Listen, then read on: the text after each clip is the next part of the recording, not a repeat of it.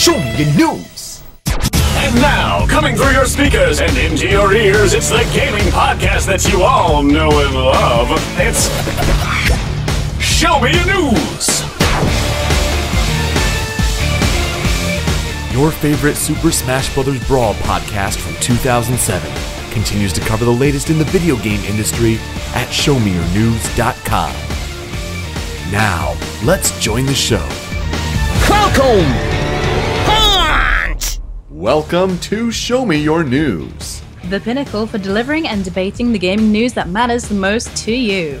Rumor-filled gossip, hardware blunders, or upcoming releases. If it relates to video games, we want to talk about it. I am Peter, but you may know me as Yoko, and I can't believe it's almost a month to E3. I am Rachel, you may know me as Evie, and I've been playing Zelda! Yay! I'm Joe, you may know me as the Debaga, and fuck Polar Knight. I'm Ben, you might know me as Gym Leader Ben, and I'm a giraffe when I stream. Yay, just really long necks, or is it just the mask to go with it? It's just is that the someone mask hasn't watched my streams. Oh, I guess not. I have about 12 animal masks. All different.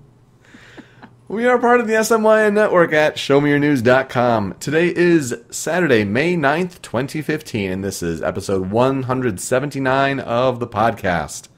Lots of things to talk about today. Joe and Ben are back! Yay! Yay! Back to the rightful place, and with all the different extenuating circumstances from last week, so welcome back. We have lots of gaming news to talk about. But Joe, let's start off with you. Show me your news. Last night, and today, at time of recording, so this dates the episode, the Splatoon Global Testfire took place. Man, I think actually the last version of that is going on right now as we speak. Yeah, I think so too. Yep. And basically what that was they had 3 separate hours. A Splatoon demo came out, but it could only be played for 3 specific hours. And one of them was last night, and of course, Ben and I got to play, and it was cool. And I believe, Peter, you got to play too? I didn't. I was asleep at that point, but Darker I was good enough to stream on the SMYN network channel over on Twitch, so thank you, Dark. He was. And we didn't bump into Dark, unfortunately. I knew we wouldn't, but like some deep part of my heart hoped we would. Yeah. It was a very limited demo. You got 4 weapons and 2 maps. And you could not pick who you played with or anything, but for the most part, like, whatever. It's a demo. Yeah, duh. For Splatoon, like, what is it generally for those that do not know what this whole Nintendo Wii U game is all about? Splatoon is Nintendo's Call of Duty killer that will probably actually win. And no, I don't think it'll win, but it's a third-person shooter where the object, at least of the mode that we got to play, I've actually kept myself in a small bit of a media blackout with Splatoon. Not by choice, just by I just haven't looked in the right places, and I'm not going to go searching for information. I'd rather just be surprised when the game comes out. But the version that we got to play was the first mode that they showed off when they announced it at E3 last year, which was Turf War. And Turf War basically is you got to cover the most of the map with your ink. You play as the Inklings, which are a bunch of squid people with a stupid name. That's also a clever name, and I hate it. And basically that's the whole gist of it. You got to cover the most of the map with your team's color ink. The one that covers it with the most ink by the end of the 3-minute match wins. We won most of our matches, which was cool. And basically that's the gist of it. Yeah, you turn into squids, and you can you can turn into squids and swim in the ink, and that's fun. That's a lot of fun. You can turn off the gyro controls. Oh my god, we didn't know about that until somebody told us, like after the demo happened. Because seriously, who plays with gyro controls? They weren't that bad. It wasn't bad. Honestly. Because for the most part, we only really needed to use the gyro controls to go up and down.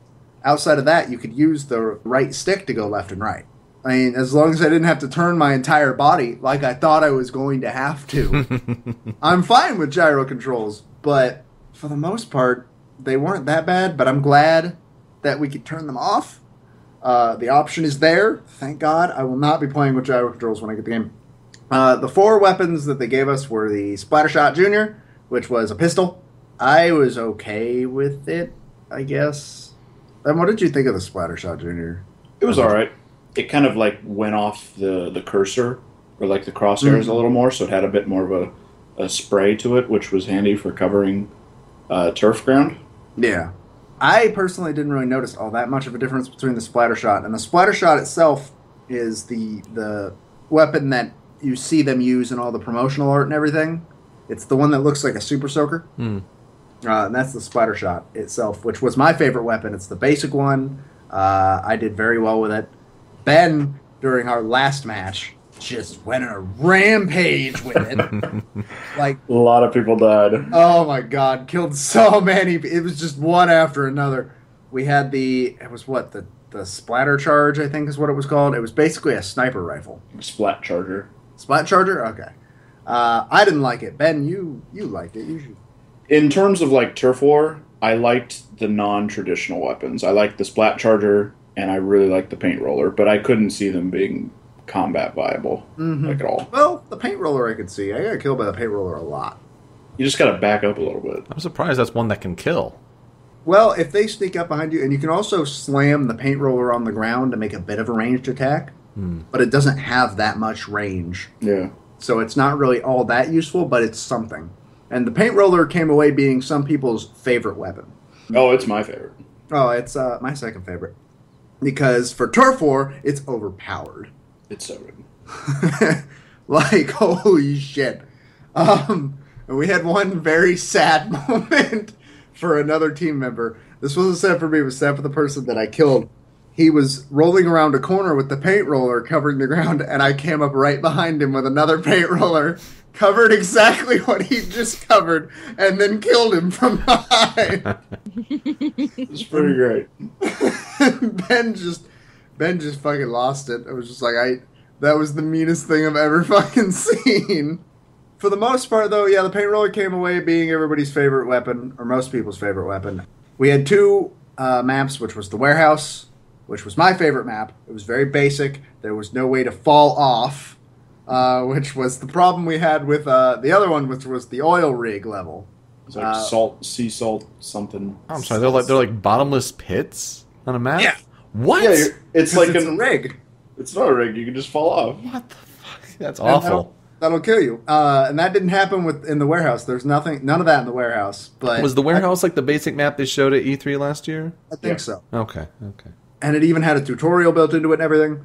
I was so worried I was going to dislike Splatoon. I don't know where that fear was. I don't know what it was founded in. I was very worried I was going to not like it. After playing this demo, holy shit, Splatoon is so much fun. Oh my god. I cannot wait for this game. Like, I had a blast. Wow. So, I guess, like, maybe explain it a bit more to Rachel and I, because we see the game, like, we're not feeling it as much. Personally, for me, it's... Actually, I quite like it. Interesting. I think it looks like really fun. It's kind of like a bit more of a kiddie-friendly Team Fortress game. It's very with Team lots Fortress. of ink everywhere. It's really cute, and it looks like a lot of fun. I think I'd really enjoy that game, actually. But it's something like... Is it something that you're itching to try, though? Not like massively itching to try, but you know what? I'd love to play it with you. Interesting. That was not the impression I got when we saw it when you were looking at the E3 from last year. Oh, really? For me, personally, it's more of just a general dislike for multiplayer games as a whole. Yeah, there are a few exceptions. I mean, Smash, of course, but team-based shooters, like, I've just never been the biggest fan. So I'm glad that Nintendo is doing something different. I'm glad it's a new IP and it seems to be catching on. You're even getting the amiibo involved, which is really great. I mean, they had the Splatoon Direct, which also, kind of correlates a little bit where, the amiibo unlock the different missions and 8-bit and 16-bit games, and that's all great. It's good use of amiibo. But it's just generally a kind of style of play that doesn't interest me as much. Yes, it is a team-based shooter, but the difference being it is a team-based shooter that requires no communication with other people. That's interesting. Except Because come on and booyah. yeah, I saw somebody tweet basically after playing Splatoon, I now understand why Splatoon doesn't have voice chat. And then they posted like a scenario that was, hey, you see that spot with all the yellow ink? Yeah? Cover that with purple ink. Okay. Like, you can see the map. You already know what needs to be done. And it doesn't require that much teamwork outside of things that Ben pointed out to me, which was like, all right, there's a bunch of my teammates already in this area spraying all this. I don't need to be here, and I can move on to another area. Yeah. And for the most part, I think that's going to kind of work in its strength because it's going to appeal to that Team Fortress crowd and stuff, but it's also going to get rid of the bad part of team-based shooters, which is the other people you play team-based shooters with. That's true, and I'm glad to hear that because that was like the really big question of Nintendo's decision. It's like, it's a team-based shooter and voice chat is not there because Nintendo. And so I'm glad to hear that. I honestly think that if it had been a game that required communication, voice chat would be in the game, honestly. But as it is, they made a team-based shooter that requires little to no communication. So Interesting. it went great. I expected Nintendo servers to crash and burn. Who honestly. didn't? I expected them to eat shit, and we had no problems. Wow. There were no connection problems. Like, we had a slight moment where a connection unstable icon appeared over our head for about 10 seconds and then went away, and it never became a problem. Neat. And I'm very proud of Nintendo for that. That's very good. That's a good start on like- this new online world that they are finding themselves in. No lag either. Good. No lag at Good. all. Very good. So, yeah, that was the Splatoon Global Testfire. It was a lot of fun. Can't wait for the full game. Are you going to pre-order it and get those Smash Brothers DLC costumes? Already have. All right. Nice. Let us know in the comments what you thought of the Global Testfire. Did you take part in the Global Testfire? And if not, was it because Why you didn't not? have a chance, or because you aren't looking forward to Splatoon? I mean, it's okay. I mean, 3 one-hour sessions that aren't on your schedule is fine. But, Yeah, I already knew I wasn't going to make it to the other 2 sessions because first one, sleep. And the second one, this. So, yeah. Glad I got to play at least last night. So. Yeah.